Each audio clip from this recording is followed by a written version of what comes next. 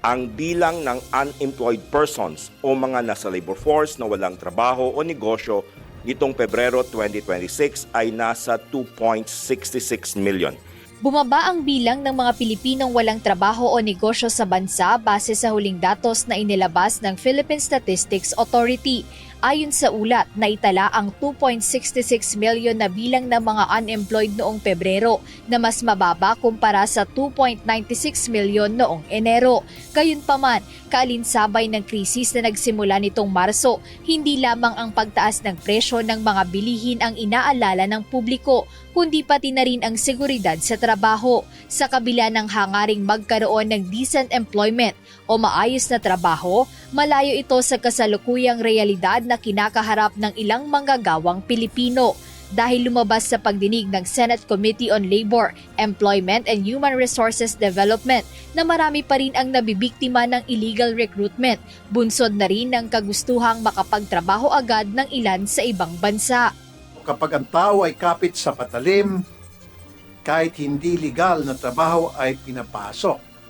O di kaya madaling pumapatol sa mga inaalok na trabaho ng mga illegal recruiters. Gaya na lamang ni Richmond Ginto, bagamat hindi baguhan bilang overseas Filipino worker, ilang beses na rin siyang naka-encounter ng illegal recruitment agency online. Ayon kay Richmond, ang pinakakaraniwang red flag o senyales na scam ang isang recruitment agency ay ang agad na paghingi ng placement fee o bayad kahit nasa simula pa lamang ng proseso. Pagdating sa agency, hihingihan ka na nila ng bayad na sa final interview, sa may mga lagay-lagay na agad. Hindi po totoo 'yun. Yun po yung mga yung mga scammer, ng mga nangi-scam ng mga agency. Kumbaga sinasamantala nila yung mga Pilipino na naghahanap abroad, mga naghahanap ng trabaho abroad.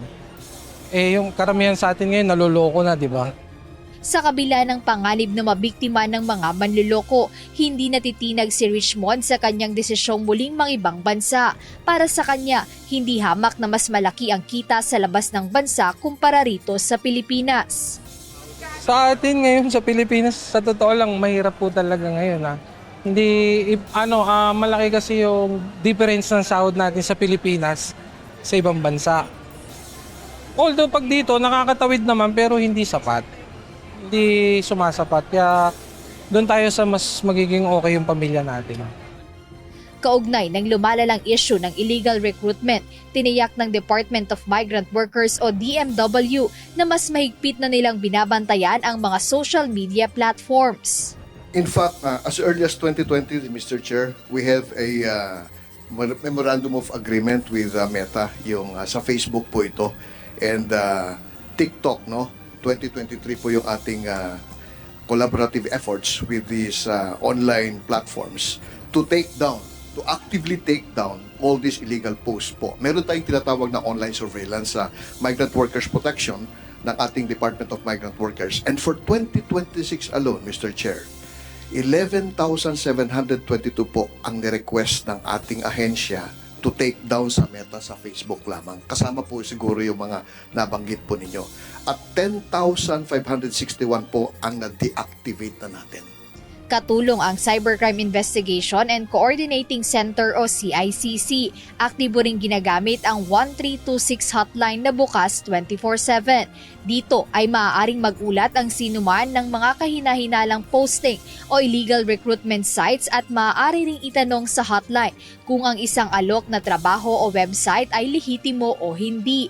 Gayunpaman, inamin ng CICC na nakadepende pa rin sa Meta ang bilis ng pag-aalis ng mga illegal na content na ito sa internet. So proactive na po kami kasi dati nag-receive na kami ng complaint. Tapos kung kung sa Facebook siya, pwede na rin ipa-take down within the day. Pero magdepende po yun sa Facebook. So how long would it take for you to take down ang isang page o account kapag may nagsumbong sa inyo na yung account na yon ay illegitimate o illegal? Mr. Chair, yung Facebook po, depende po sa Facebook kung gaano sila kabilis mag-take down. But usually pag yan, critical, within the days, Mr. Chair. Pero kung it will take a few days. Binigyang diin ni Senator Raffy Tulfo, ang chairman ng komite, ang kahalagahan ng bilis ng pagtugon ng pamahalaan upang hindi na makapambiktima pa ang mga peking recruiter ng mas maraming manggagawang Pilipino. No, it's not acceptable to me a few days. Kasi nga few days na yon, every day counts na mayroong mabibiktima dyan. Kasi libo-libo ang nanonood sa Facebook. Marami tayong mga kababaihan, especially may Facebook accounts, naluloko. So the moment na merong nagsumbong sa inyo o nag-check kayo na ito ay fly-by-night o ito ay front lamang sa human trafficking, dapat na-take down ng Meta within 24 hours. Magkaroon kayo ng MOA. Dahil sa hindi matapos-tapos na issue ng illegal recruitment, hinimok ng senador ang mga kaukulang ahensya na magsampagad ng kaso sa mga peke at fly-by-night na recruitment agency na nauna niya nang iniulat. Binigyang diin ni Senator Tulfo ang pangangailangang panagutin ang mga salarin upang tuluyan ng matigil ang laganap na operasyon ng illegal recruitment at human trafficking. Jed Neresina, UNTV News and Rescue. Diyos ang aming sandigan, serbisyo publiko ang aming pinahahalagahan.